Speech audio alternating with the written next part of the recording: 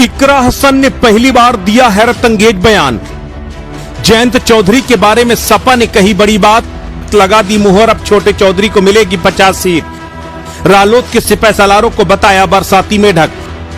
कुछ माह पहले सपा के सांसद इकरा हसन ने आरएलडी चीफ जयंत चौधरी के बारे में बड़ा बयान दिया था। चौधरी परिवार की बिटिया ने दावा किया था कि छोटे चौधरी के कहने पर अखिलेश यादव ने उन्हें कैराना से टिकट दिया था। जयंत चौधरी ने मेरे चुनाव में जीतोड़ मेहनत की थी, चौधरी के परिश्रम के कारण वो चुनाव जीती। इस बयान के बाद कुछ सपा नेता इकरा हसन से नाराज भी हुए थे, इकरा के खिलाफ बयान भी दिए, लेकिन इकरा हसन अपने बयान पर टिके रही। अब उन्होंने एक और धमाकेदार बयान देकर यूपी की राजनीति में बड़े उलटफेर के संकेत दिए हैं। इकरा ने एक न्यूज चैनल को दिए इंटरव्यू के दौरान जयंत चौधरी को लेकर बड़ी बात कही। आरएलडी के स्थानीय चौधरी नेताओं को बरसाती मेढक बताकर सनसनी मचा दी। इकरा हसन ने भारत की राजनीति कैराना सांसद ने वो पहचान खुद अपने दम पर हासिल की है। यही वजह है कि इकरा हसन अखिलेश यादव की कोर टीम के अहम सदस्य बनकर उभरी हैं। देश में जहां जहां चुनाव होते हैं वहां वहां इकरा हसन चौधरी सपा उम्मीदवारों के पक्ष में जनसभाएं करने जाती हैं।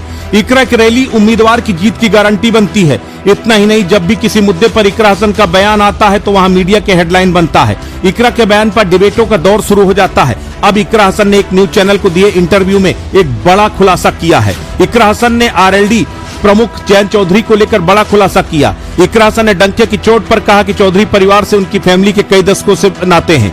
जयंत चौधरी के बाबा और पिता से उनके पिता और बाबा के अच्छे रिश्ते रहे हैं।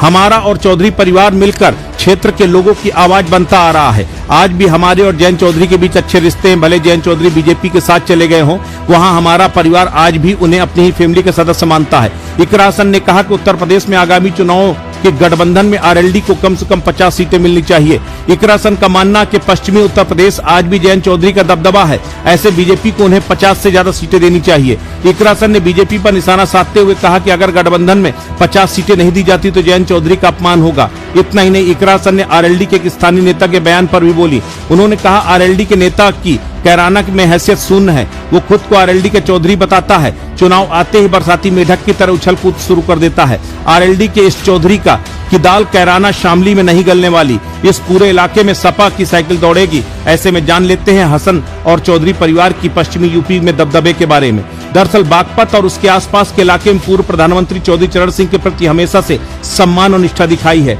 उनके मृत्यु के बाद वफादार मतदाताओं ने उनके बेटे चौधरी अजीत सिंह और बाद में पूर्व प्रधानमंत्री के पोते जयंत चौधरी को अपना समर्थन दिया। जयंत चौधरी 2024 से पहले सपा के साथ थे, फिर उन्होंने बीजेपी से हाथ मिला लिया। वहीं हसन परिवार का भी इस इलाके में राजनीति में एक अलग ही रौला है। मुनव्वर हसन को भारत का एकमात्र ऐसा नेता कहा जाता है, विधानसभा और राज्य विधान परिषद का सदस्य रहे हैं। उनके पिता अख्तर हसन ने मायावती की 2 लाख से अधिक वोटों को अंतर से हराकर सांसद बने थे। मुनव्वर हसन ने 1991 में कैराना विधानसभा चुनाव में हुकुम सिंह को हराया था। वो 1996 में सांसद बने। 2009 में एक दुर्घटना में मुनव्वर की मृत्यु के बाद मायावती ने उनकी पत्नी तबस्सुम को बसपा का उम्मीदवार बनाया और वो सांसद बनी। 2014 के लोकसभा चुनाव में वो हुकुम सिंह से हार गईं, लेकिन 2018 के उपचुनाव में हुकुम सिंह की मृत्यु के बाद उनकी बेटी मृगांका सिंह को हराकर उन्होंने अपनी सीट वापस हासिल कर ली।